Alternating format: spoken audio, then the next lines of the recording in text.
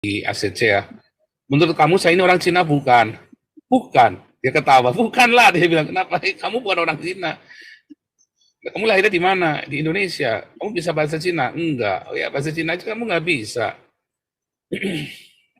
Nah, itu ya. Kasihan ya. Nasib Cina bukan, sama orang Indonesia ditolak. Saya ngomong Belanda lancar, saya ngomong bahasa Belanda. Ya, ya kan. Tetapi masalahnya mata saya Cina, gimana dong nasib. Aduh, ya udahlah pasrah aja. Gitu, yang penting masuk surga, Pastor. Yang penting masuk surga lah. Dunia ini mah gitu iya. Aja. Lagi mana pasrah. Kasihan deh gue.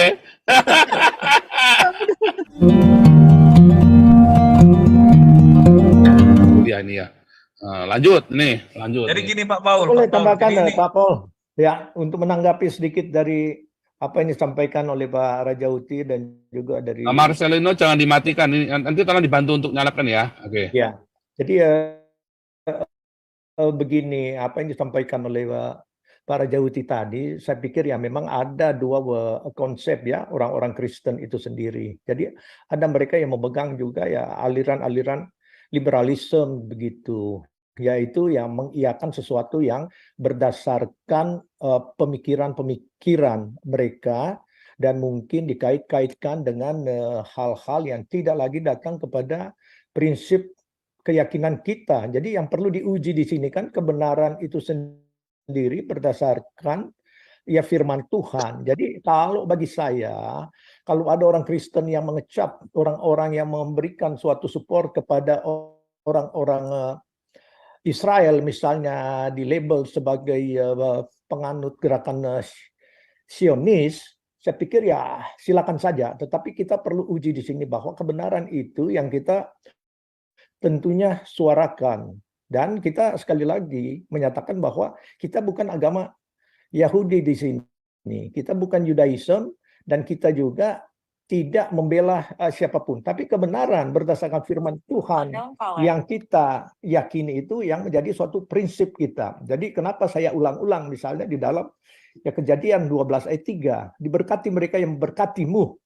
Di sini kan ya turunan orang Israel kepada Abraham, janji Tuhan kepada mereka pada waktu itu, dan terkutuklah mereka yang mengutuk engkau, dan banyak bangsa-bangsa yang diberkati melalui keturunanmu. Jadi ini sudah jelas yang kita alami saat ini. Bukankah seluruh dunia mendapatkan suatu berkat daripada kemajuan-kemajuan, inovasi-inovasi dari orang-orang Israel. Jadi kita rasakan begitu hebatnya kemajuan teknologi yang mereka capai itu ya dinikmati juga oleh Indonesia. Nah, andai kata kalau memang itu mau jujur, artinya kita kepada prinsip. Saya tidak senang dengan produk daripada orang-orang Israel. Ya prinsip dong, jangan pakai internet dan jangan pakai peralatan-peralatan saja, iPhone dan bahkan perangkat-perangkat dalam kendaraan, apalagi kalau mereka sudah pakai Tesla dan segalanya. Jadi ini kita munafik, seperti itu. Demikian juga orang-orang Kristen yang mengambil dalih Zionis bagi mereka. Sesungguhnya kita dasarkan saja kepada kebenaran firman Tuhan itu benar. Dan apa yang mereka lakukan sekarang memerangi bagi saya sendiri ya, karena saya selalu ulangi. Tidak kita memaksakan, itu kesalahan kita kalau kita memaksakan ajaran-ajaran kita kepada orang lain. Kita patut untuk menyampaikannya sebagai ajaran saya, tapi itu kan ranah pribadi. Ya kalau mereka tanya saya sampaikan. Kalau mereka tergerak dengan meyakini bahwa Yesus Kristus sebagai Tuhan dan Juru Selamat, puji Tuhan. Tapi itu kita tidak bisa paksakan karena saya sebagai orang Kristen atau saya sebagai orang Muslim atau Yahudi memaksakan itu adalah hak-hak pribadi seseorang. Dan itu hak hakiki, nggak bisa. Sehingga juga yang kita persoalkan di Indonesia, loh kok kita sudah dijamin dengan Pancasila itu sendiri, ketuhanan yang Maha Esa, kok diselewengkan? Orang Kristen itu ditekan nggak boleh beribadah. Seharusnya juga ditekankan kepada yang lain. Tapi ini kan dipergunakan secara politik dan kepentingan atas nama mayoritas. Ini salah. Jadi yang kita lawan ini melawan ketidakadilan hukum yang dipakai oleh negara sebagai dasar konstitusi kita. Jadi nggak ada yang salah. Kalau orang Kristen takut bersuara di sini berarti kita lebih kompromi kepada ketidakbenaran. Itu saja. Dan soal apa yang disampaikan oleh Pak Ben Alexander tadi, ya iya, sebagai prinsip saya juga sebagai orang Kristen ya tentu ya saya tidak setuju dengan LGBT karena ya sebagai pengetahuan saya bahwa Tuhan menjadikan wanita dan perempuan dan menjadi bagian dari hak otoritas Tuhan. Jadi kalau kita selewengkan, namun ya kita juga tidak bisa tentunya dengan keyakinan saya akan berperang dengan mereka ini. Biar Tuhan yang berperkara. Jadi kalau saya melihat bahwa kejadian di mana juga kelemahan-kelemahan orang-orang Israel pada waktu mereka mengangkat bendera LGBT di sana, jadi kita mau kait-kaitkan lah ya, kejadian Israel sampai tercerai-berai, kita coba melihat daripada fakta Alkitab, keyakinan yang kita. Jadi orang beragama lain pun coba telitilah bahwa Alkitab itu benar dan sudah tersirat semua di sana, tersirat, tersurat dan segalanya. Dan kejadian sekarang, saya ajak saudara-saudara sekalian mungkin yang bisa melihat pada Mazmur 83. Bagi keyakinan saya, kita mungkin tidak populer di kalangan kita ini, tetapi di sini sudah dinyatakan bahwa sebab sesungguhnya musuh-musuhmu ribut, orang-orang yang membenci engkau, meninggikan kepala. Dan coba saya bacakan sedikit di sini ya mengenai janji Tuhan kepada mereka mengadakan permufakatan licik melawan umatmu dan mereka berunding untuk melawan orang-orang yang kau lindungi. Jadi mereka melawan Tuhan ini. Kata mereka, marilah kita lenyapkan mereka sebagai bangsa sehingga nama Israel tidak diingat lagi. Sungguh mereka telah berunding dengan satu hati. Mereka telah mengadakan perjanjian melawan engkau. Dan seterusnya. Di sini ya kita lihat kejadian yang saya yakini itu akan terjadi. Jadi ya kita melihat bahwa hukuman Tuhan terhadap mereka itu adalah bagian daripada Tuhan ya. Tapi secara pribadi saya setuju juga dengan Pak Alexander ya. Kita prinsip sebagai orang Kristen ya enggak lah aborsi. Kenapa saya menjadi penganut konservatif Republikan? Karena saya tidak setuju dengan pemimpin yang mengemukakan pandangan-pandangan yang mengacaukan hari ini. Pandangan saya dan keyakinan saya. Tapi saya tidak akan mempengaruhi orang lain. Saya sampaikan itu bahwa Tuhan Yesus sebagai Tuhan Juru Selamat saya pribadi. Dan saya tidak memakai ini sebagai ya semoga saya diselamatkan. Saya pasti. Dan saya ajak kawan-kawan yang berbeda pandangan untuk datang kepada ketetapan ini. Bahwa jaminan keselamatan adalah dari Tuhan itu sendiri. Bukan karena kita baik. Tapi karena ini anugerah. Ya, Efesus 2, 8 dan 9. Jadi di sini mungkin yang menjadi bagian daripada kenapa seperti si Gomar dan lain-lain itu. Karena tidak pas apa yang mereka ini yang dicampur dengan politik ada. Tapi sebenarnya sudah jelas dalam firman Tuhan. Kita nggak boleh kompromikan keyakinan kita karena kalau kita kompromikan, itulah kejadian dunia sekarang. Jadi kebaikan itu tidak selalu menghasilkan kebaikan, justru sebaliknya. Dikala kita bertoleransi kepada orang yang memakai ideologi yang tidak akan pernah bisa bertoleransi dengan orang lain, yang dipaksakan dengan ideologi mereka, khususnya ideologi agama. Ideologi agama itu sangat berbahaya. Tetapi ideologi agama yang kita yakini itu menjadi bagian daripada kita untuk menyaksikan kebenaran. Nggak boleh juga sebagai orang Kristen karena merasa seperti di Indonesia itu ya kita minoritas, lalu kita diam. Nah ini kompromi-kompromi yang ada. Jadi kita suarakan. Jadi di kantong-kantong Kristen seperti di Minahasanan, kebanyakan mereka kompromi.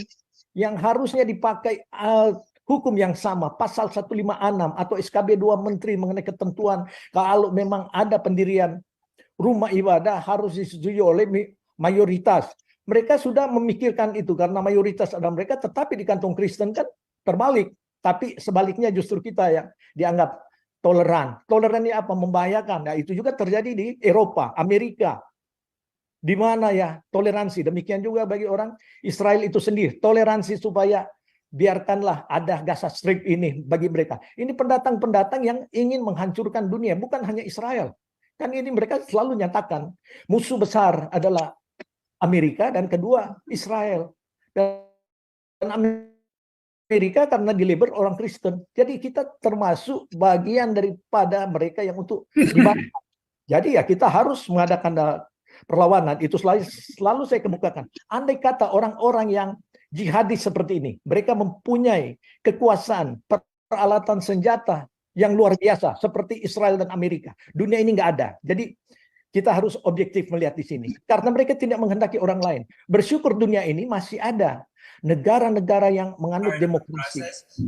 Tapi demokrasi kita adalah diselewengkan dengan kebaikan-kebaikan yang ada. Jadi salah besar kalau kita selalu mendasarkan itu. Kebaikan itu kita tunjukkan di dalam keyakinan kita. Kita diajar oleh Tuhan Yesus mengampuni orang lain. Ya, iya benar. Tetapi peraturan negara jangan diselewengkan. Justru ini yang dipakai oleh para radikal untuk Pancasila. Tapi Pancasila itu mereka akan kotori dengan pengetahuan mereka. Mana ada Pancasila di Indonesia? Yang ada di Indonesia adalah fatwa MUI. Oleh sebab itu kita bisa melihat contoh yang kecil ya. Sampai saat ini Somad bebas bisa untuk mengkampanyekan propaganda untuk menghina siapapun dia inginkan. Tidak pernah tersentuh dengan hukum. Apakah si Gomar dan PGI, orang-orang Kristen, ada bicarakan ini. Selain dari kita, orang-orang yang di dalam Pak Pol. Jadi jangan justru kita label sebagai pemberontak. Tidak. Yang pemberontak mereka yang menyalahgunakan undang-undang itu. Konstitusi selewengkan. Ya patut kita untuk suarakan. Dan yang memegang itu politik non-blok. Itu non-blok itu goblok. Politik goblok. Oke. Ya, itu aja. Makasih. Ya, oke. Marcelino silakan. Oh, Shalom, Pastor. Sebelumnya sebenarnya saya ingin bertanya, Pastor. Tadi kan Pastor menyinggung soal Yahudi Kaifeng ya. Saya mau bertanya. Ini kan saya pernah membaca Wikipedia soal 10 suku Israel yang hilang. Suku Israel yang berasal dari kerajaan Israel Utara yang tidak pernah diketahui keberadaannya lagi setelah penaklukan oleh bangsa Asyur. Assyria pada abad ke-8 sebelum Masehi. Nah, cuman yang saya mau tanyakan, di akhirnya ada kelompok-kelompok yang terindikasi suku Israel yang hilang. Dan ada beberapa suku di Indonesia yang cenderung, ya saya mau mengkelompokkan, ya cenderung yang mayoritasnya Kristen gitu ya. Contohnya misalkan seperti Batak di Sumatera bagian utara, Nias, Mentawai, Talaut, Sangir, Minahasa, Toraja, Melanesia, Sumba. Berarti memang ada orang Israel di Indonesia, apakah benar? Dan terus apakah suku-suku ini memang benar-benar dari orang Israel dan memang ada berarti suku Israel yang tinggal di Indonesia, dan bagaimana apakah mereka ini sadar dan apakah kita ini termasuk suku Israel yang hilang? Boleh menjelaskannya, Pastor? Mohon maaf karena memang saya mau bertanya soal ini sudah lama sebelumnya. Ya, itu nggak mudah, saudara ya, untuk suku Israel yang hilang itu. Karena apa? Karena itu pernah dibahas ya sama di kelas kami dulu ya. Termasuk yang dari Ethiopia, segala macam. Satu, mereka harus berbahasa Ibrani. Itu harus. Atau berbahasa Yiddish. Karena mereka, kalau yang sudah di Askenaz itu pakai bahasa Yiddish ya. Nah, itu bahasa logat Eropa tapi Yahudi. Nah, kalau mereka itu wajib ya. Terus mereka masih menyembah dengan ritual mereka, masih memelihara ritual mereka. Kalau mereka sudah nggak menyembah itu, mereka nggak masuk. Ya kayak di Ethiopia itu kan mereka masih menjaga ritualnya. 4 hal tadi ya, bahasa, ritual, ya kan, tradisi, ya kan, sama mereka harus tetap rajin. Mereka harus punya bukti-bukti. Mereka masih mengunjungi Yerusalem dengan rajin, karena itu syaratnya. Nah, tetapi masalahnya, ya, ini pernah dipertanyakan di dalam komite penerimaan orang Yahudi itu ya. Sekarang kalau orang ini ternyata bukan 12 suku, tetapi mereka adalah budak, bagaimana? Apakah mereka orang Yahudi? Mereka disunat loh, ya kan? Tetapi mereka itu adalah orang karena di zamannya Kaisar Roma itu, Kaisar Konstantin itu, budak-budak Yahudi ya sudah tidak boleh disunat. Jadi ada peraturan tidak boleh menyunatkan budak-budak orang Yahudi. Zaman itu kan masih ada perbudakan kan. Jadi nggak boleh disunat. Tetapi sebelum itu kan budak-budak Yahudi semua disunat.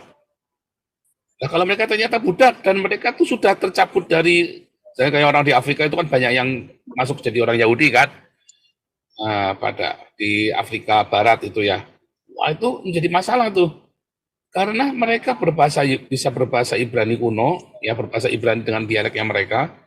Mereka masih menyembah Yahweh Elohim dengan beberapa kultur Yahudi, mempertahankan kultur Yahudi, persis kulturnya sama. Lalu bagaimana tuh? Wah, itu menjadi masalah tuh. Jadi tidak selalu. Nah, itu menjadi tetapi kalau keempat syarat itu, minimum 4 syarat itu nggak dipenuhi, kayak ada orang Batak merasa dia orang Yahudi, ya nggak bisa. Sekalipun orang Batak yang ngaku-ngaku kan kita Jehovah apa segala macam nggak bisa tetap. Orang ada di perbatasan itu ya, Irian sama Papua itu ya, Papua sama apa? Ambon itu ya, katanya Maluku itu ada yang disinyalir orang Yahudi, ya nggak bisa juga. Apakah mereka masih berbahasa Ibrani? Kan udah enggak kan? Itu kan ciri khas suatu bangsa kan? Apakah saya orang Cina? Bukan, ngomongnya juga nggak bisa kok. Buktinya apa? Saya ketemu sama orang Cina di ACC ya. Menurut kamu saya ini orang Cina? Bukan. Bukan. Dia ketawa. Bukanlah, dia bilang. Kenapa? Kamu bukan orang Cina. Kamu lahirnya di mana? Di Indonesia. Kamu bisa bahasa Cina? Enggak. Oh ya, bahasa Cina aja kamu nggak bisa. Nah, itu ya. Kasihan ya. Nasib Cina bukan, sama orang Indonesia ditolak. Saya ngomong Belanda lancar, saya ngomong bahasa Belanda. Ya kan. Tetapi masalahnya mata saya Cina. Gimana dong nasib. Aduh, ya udahlah pasrah aja. Gitu, yang penting masuk surga pastor. Yang penting masuk surga lah. Dunia ini mah gitu. Iya. Lagi mana pasrah. Kasihan deh gue. Aduh jadi curhat kan jadinya kan. Lu sih. Iya Pak Paul.